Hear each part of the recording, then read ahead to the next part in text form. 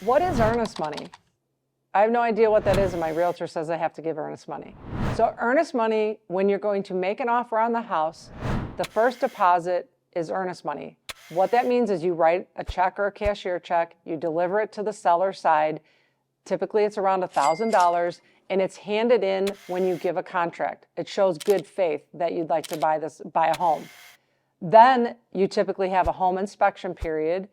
Once you get out of that home inspection period, they typically require additional earnest money. You can give 2%, 5% of the sales price, but there will be a number that you and your agent talk about of money you give up front to show your good faith that you want to buy the home. Typically, sellers want more earnest money, and typically buyers want to give as little as possible for earnest money. If the contract falls apart for any reason, like home inspection issues, and you cancel, you can get your earnest money back. So earnest money is where you're going to deliver, again, a deposit with the purchase contract, and then additional money. It's usually a percentage of the purchase price as good faith money when you're going to buy a home.